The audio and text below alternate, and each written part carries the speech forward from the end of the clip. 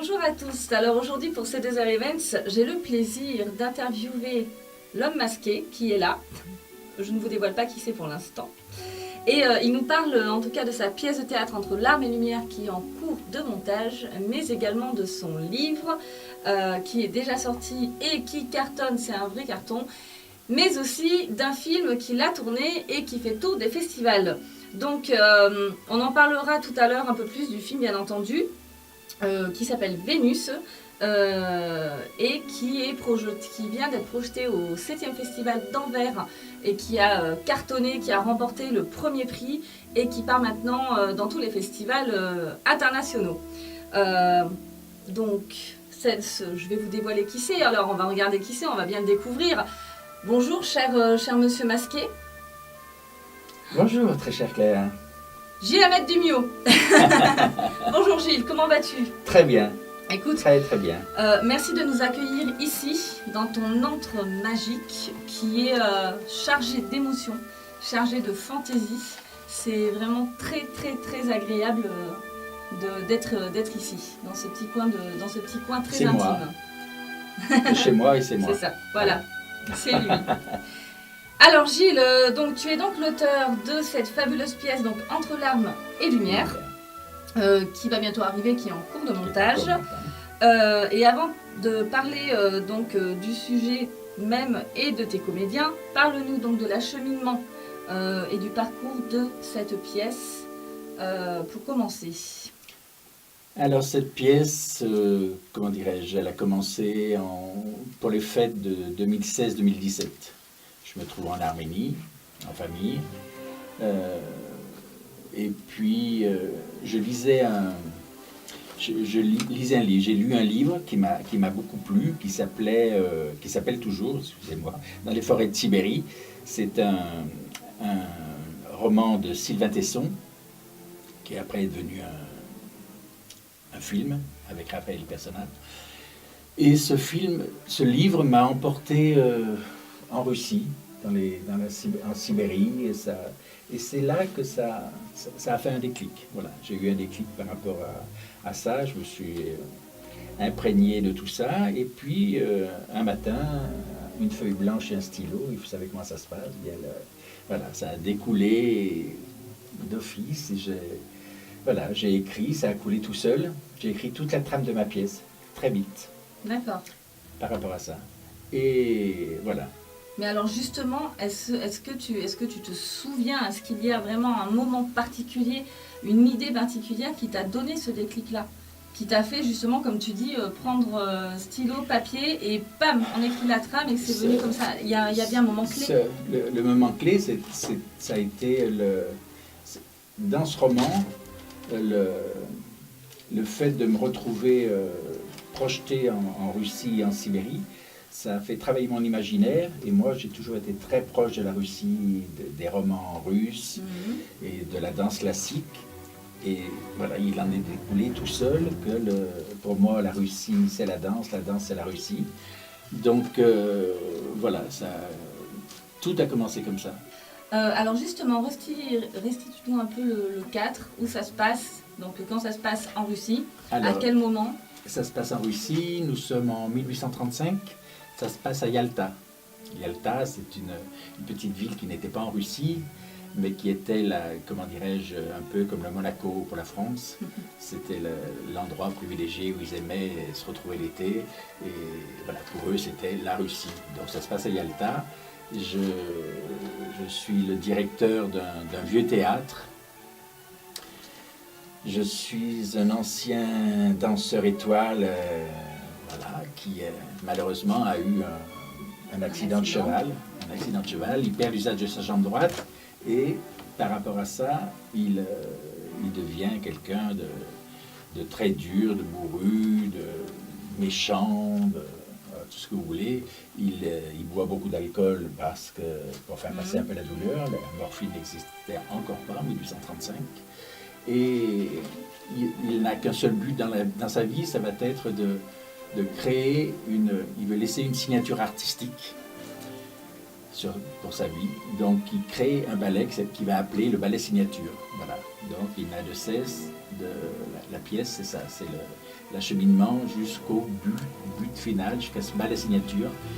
C'est un huis clos. Voilà, un huis clos. C'est quand même un huis clos. La préparation de tout ce qu'il y a, la préparation de ce fameux ballet grand final, voilà. Toutes les histoires qui se passent au milieu, les méandres qu'il peut y avoir dans le milieu donc de la danse classique qui n'est pas du tout facile et qui demande une grosse rigorosité. Il y a beaucoup de rivalité comme dans beaucoup d'autres domaines d'ailleurs. Là, ça ressent davantage. Voilà. Et à travers tout ça, le fil rouge, donc toujours garder cette passion de monter le ballet. Et de la danse classique. Le but ultime, c'est ça. C'est ça. Et puis la rigueur. Show must go on. La rigueur, le travail. Et puis il y a une grosse intrigue au sein de la pièce, qu'on ne vous dévoilera pas, il faudra bien la voir. Et moi je dirais peut-être 2 aussi en fait, hein, mais bon, vous viendrez voir. Voilà, il faut venir. Ou acheter le livre justement. Ou acheter le livre, comme ça vous serez avant. C'est ça. Alors justement, qui dit sujet exceptionnel dit artiste exceptionnel, parce qu'il faut, la barre est haute et il faut relever le défi de pouvoir endosser le rôle des personnages qu'il y a. Présente-nous un peu ta troupe. Alors ma troupe se présente, écoutez, c'est les plus beaux, les plus merveilleux comédiens, bien sûr.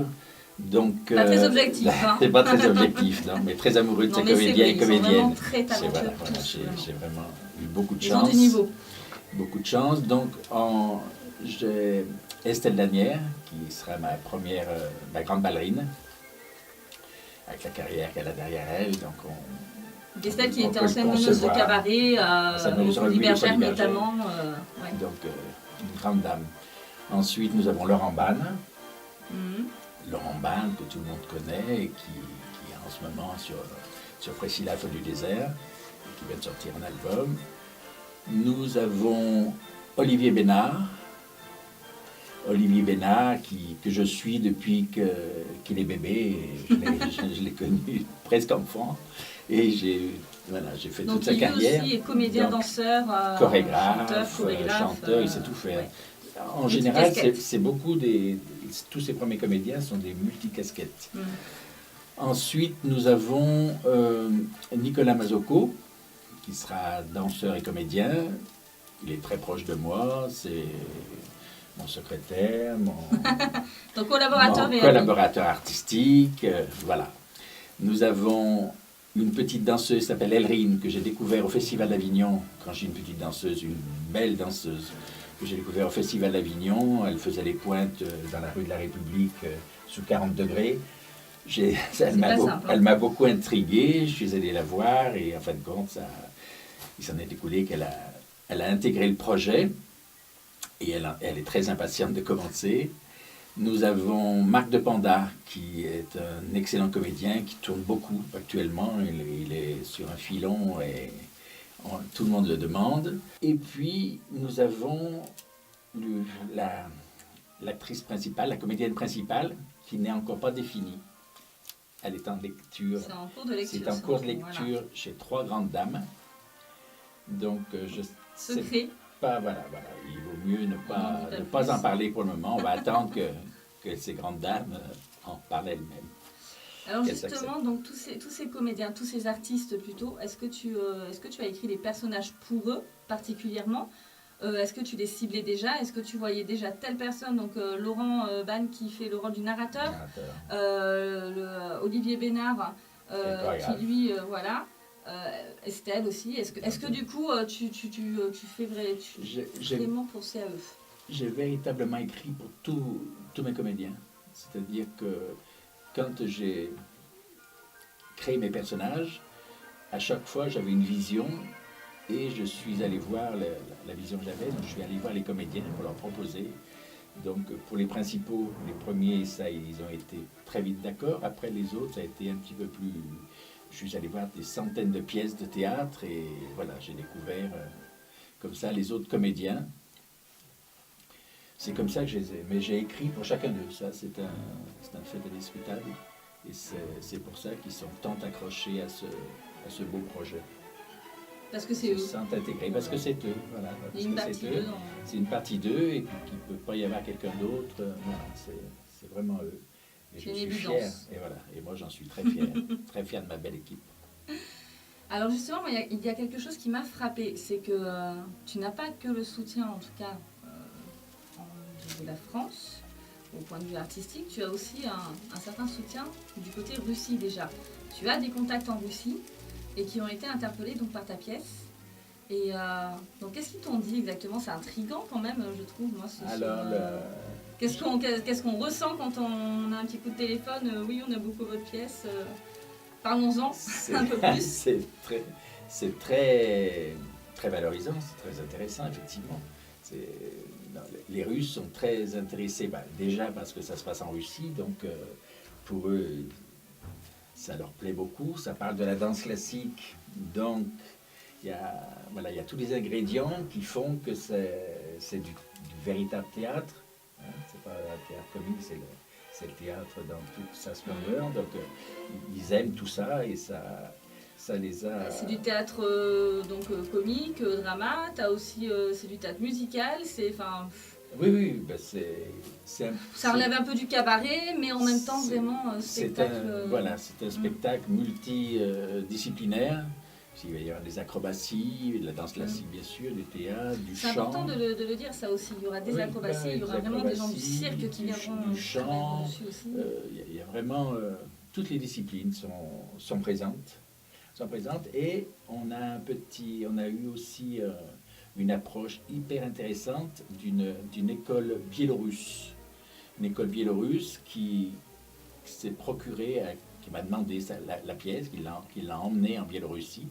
Et ils sont en train d'étudier, ils vont peut-être la mettre sur l'année 2018-2019, elle va être étudiée par les étudiants, donc elle va être travaillée pendant 1 an. Et il serait possible que 2019-2020, elle soit à Avignon avec eux. Parle-nous un peu là, j'aimerais que tu reviennes un peu là-dessus. Parle-nous un peu donc de tout ce qui est, parce il va y avoir un travail. Donc toi tu as fait les croquis au niveau costume, même maquillage, perruque et compagnie. Et il va y avoir un travail vraiment énorme. Parle-nous un peu des personnes qui vont travailler avec toi, collaborer avec toi, parce qu'elles ont du boulot qui arrive, hein, je vous le dis. Alors pour les costumes, elles n'ont même pas peur. les costumes, c'est vrai que j'ai créé tous les costumes de la pièce. Des perruques somptueuses. Et c'est... des costumes. Donc ça va être les ateliers Caroca des Folies Bergères qui vont s'occuper de créer les costumes à travers mes croquis. J'ai passé une matinée hier dans les ateliers et c'était très intéressant. On n'a pas les chiffons, hein, bien sûr, c'est le but. Ça va être les costumes vont être assez somptueux et souvent surprenants pour certains. Surprenant, il va y avoir Estelle va avoir quelque chose de somptueux, elle ne le sait encore pas, mais je lui promets de très belles choses. Et pareil pour le petit danseur Claude Cormier aura aussi un très beau costume. J'ai eu de très belles idées pour lui. Alors, Entre larmes et lumière, ça n'est pas qu'une pièce, qu'une pièce de théâtre, donc c'est aussi un livre, et d'abord un livre d'ailleurs. Donc le livre qui est déjà sorti et qui a cartonné. Tu étais au Salon du Livre cette année, ça a super bien marché. Il y a eu d'excellents retours, les ventes se passent bien, voilà, c'est ça. Parle-nous un peu de cet acheminement. Donc, pourquoi commencer par le livre, passer ensuite à la pièce de théâtre? Pourquoi? Est-ce qu'il y a des modifications dans le texte? Est-ce que c'est la même chose réellement? Il n'y a pas de modification dans le texte. Moi, j'ai d'abord écrit la pièce de théâtre. Et ensuite, quand les gens à qui j'ai donné à lire la pièce de théâtre, le texte, m'ont tous invité à faire éditer ce texte. Donc je les ai écoutés, en fin de compte, je l'ai proposé à un éditeur qui a accepté, et c'est comme ça que le livre s'est mis à exister. Mais il est en parallèle de la pièce, et c'est bien parce qu'il propage le texte un peu partout. Donc là, il est internationalement, donc c'est quand même assez... Ce qui est intéressant, c'est que maintenant, souvent, les pièces de théâtre, en fait, on peut acheter des textes à la fin des pièces dans les théâtres. Sauf que là, c'est le texte avant. Donc moi, je trouve ça assez intéressant, assez drôle. Et je vais te donner un scoop. Le texte de la pièce être traduit en anglais. Oh, ah Ou oui. peut-être être joué ailleurs avec d'autres comédiens ou d'autres troupes, certainement. Ah bah oui, une version internationale. Voilà, elle aura certainement une vie internationale. Ben voilà, ça c'est cadeau. Ça c'est Voilà, pour vous. ça, c'est Personne cadeau, ne le sait encore. C'est pour Claire. Merci Gilles. On se retrouve Merci, dans quelques Claire. minutes pour parler d'un autre projet. On vous raconte tout ça. À tout de suite. À tout de suite, merci.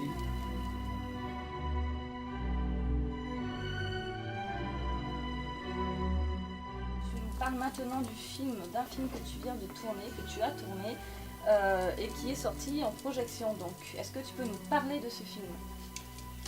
Alors ce film, c'est un film de Mamadou Chamkar, qui se trouve derrière la caméra. C'est ça. C'est un film, l'histoire en gros, c'est l'histoire d'un célèbre photographe parisien qui a tendance à tomber amoureux de ses modèles et qui finit par les tuer. Donc Obsessionnel. Absolument. Psychopathe. Et quelque part, il a des rapports à sa mère qui ne sont sans doute pas réglés. Et voilà, donc c'était un très beau rôle, très bien dirigé par Mamadou. Alors justement, donc comment ce projet est arrivé à toi et pourquoi tu l'as accepté? Donc pourquoi tu as accepté d'y participer, d'endosser ce rôle-là particulier? Ça m'est arrivé c'est Mamadou Chamkar qui m'a contacté et qui m'a proposé ce court-métrage avec il m'a envoyé son projet, j'ai lu, j'ai accepté parce que c'était intéressant, c'était quelque chose que j'avais encore jamais fait, traiter un sujet pareil, et c'était assez intéressant. En plus, ça arrivait à la période comment dirais-je, on a parlé du projet, à la période comment appelle-t-on ça? Jette ton port, comment... Oui, enfin le hashtag. Voilà, c'est arrivé absolument à ce moment-là, donc c'était bien, j'ai trouvé que c'était une très bonne idée. D'accord. Et alors justement, donc parle-nous un peu plus de ce réalisateur qui se cache là et qui nous filme, Mamadou Chamkar. Alors, Mamadou Chamkar, c'est un garçon charmant, un grand professionnel, malgré son jeune âge, et qui sait ce qu'il veut, qui a fait une très belle direction d'acteur. Très beau. Il a fait un très beau film qui a remporté un franc succès. Oui, donc justement le film là, il est passé au festival, Voilà. au 7e festival d'Anvers. Voilà. Et donc ça, on va développer un peu plus là-dessus. Est-ce que tu as un moment particulier dans le film que tu préfères ou qui t'a touché plus que d'autres? Qui te garde un souvenir vraiment... Il y a plein de petits moments, il y a effectivement, comme j'ai un rapport à ma mère, j'avais demandé à Mamadou s'il avait été possible, puisque moi j'ai perdu la mienne, d'intégrer ma propre mère. Donc il y a un moment où nous avons, comment dirais-je, on est au cimetière, je suis sur la tombe de ma mère, et c'est un des moments forts pour moi émotionnellement.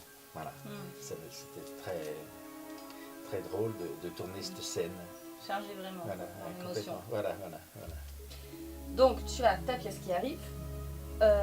Tu as donc le film Vénus là qui est tourné et qui est en cours de projection et qui part en tournée dans divers festivals voilà. À travers le monde, Voilà. pas qu'en France. Donc c'est que du bonheur pour toi en ce moment, on peut dire, artiste que tu es. On peut le dire comme ça, oui, franchement, il y a beaucoup de belles choses, effectivement. Beaucoup de belles choses qui se profilent. Ouais. Donc le film part donc dans les festivals. Est-ce que tu seras toi de temps en temps? Est-ce que tu vas essayer de te déplacer un peu dans les festivals S'il y a possibilité, bien sûr, si je peux, avec grand plaisir. C'est ça aussi, c'est une belle aventure à vivre avec les projections de films. Non, hier soir déjà j'étais ravi, mais effectivement je me déplacerai dans certains, quand ça sera possible, je le ferai, avec grand plaisir. Un dernier mot pour la toute fin de notre interview, de nos interviews en 2 parties. La toute fin, bien écoute, c'est que j'étais ravi, franchement, ravi de faire ce tournage, ravi de la réalisation et ravi du succès qu'il a remporté à la présentation au festival, au niveau du public. que c'était jouissif et très sympa. Donc, le film Vénus, qui est en tournée dans les festivals à partir de maintenant, et qui rencontre déjà un franc succès.